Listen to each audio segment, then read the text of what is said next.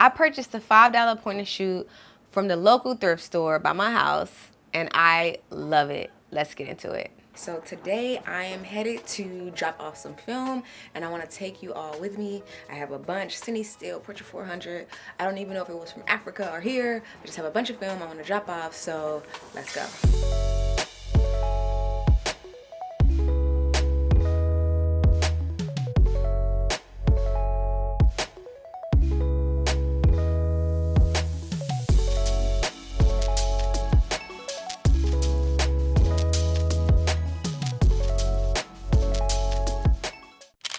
Recently, I needed a point and shoot that was fully automatic as my Canon AE1 broke last time I was in South Africa, which was pretty much mostly a little more manual.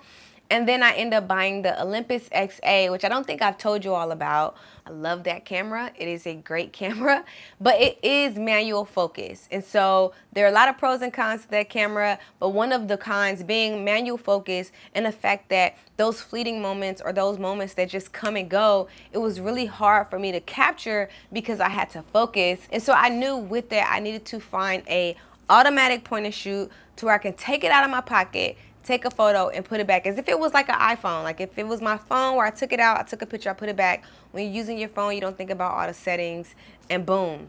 I wanted to be able to be capturing my life without the hassle of worrying about settings. So the camera that I purchased from the thrift store is actually a Bell Howell Focus free point and shoot.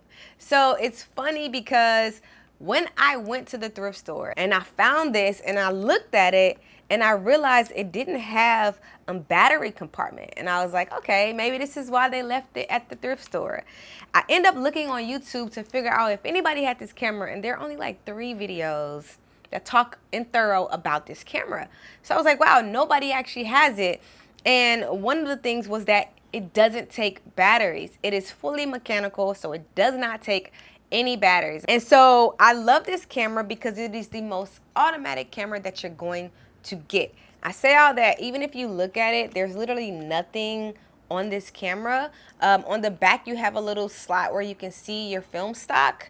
And then on the front, all you have is this little section, this little slider, and it allows you to put, something in front of your lens to protect your lens and also to make sure that you're not accidentally taking shots. Other than that, there's nothing on this camera, and I love it. And so with this camera, I did find out that it is an outdoor camera, meaning you cannot use any film stock below 400 speed. Otherwise, it just does not work. Honestly, 400 may sometimes be a stretch depending on your outdoors. If it's super cloudy or anything like that, you might be wanting to go with an 800 speed. But it is an outdoor camera, and I realized that because anytime I was shooting indoors, all my images came out like trash. And so when I went back and watched the videos in its entirety, I learned that you kind of got to shoot with this outdoors. And it was perfectly fine with me. I just kind of wasted a lot of film without watching the YouTube video. But when I did shoot outdoors with this camera, I fell in love with it. It gives you this really vintage, raw feel. So my Olympus XA, it's a 2.8. A lot of film cameras start at 3.5. It's a 35 millimeter, which is a really good focal length for me. And it is manual focus, but it goes up to 800 for your speed. So you really just kind of turn this lever to whatever your speed is. It has self-timer. It's a really great camera, and I love it. The images that come out of this are sharp, and they're really clean, and I love that aesthetic. But also having the Bell & Howell, and I take both of them with me because you get 2 different looks. Having a clean, fresh, look with this one and sharpness, but then having this vintage, like softer look with this, and using them both, I just feel like I'm pretty much set.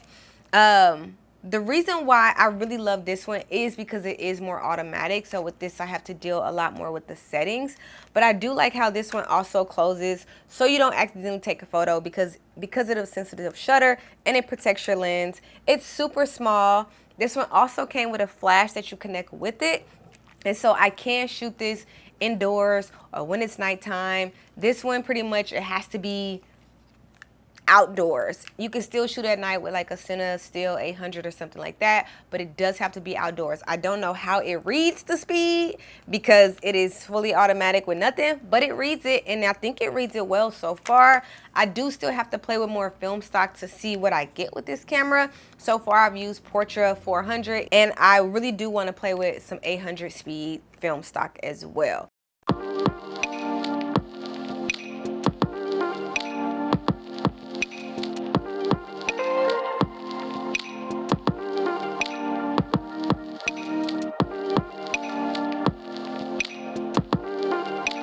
This was $5.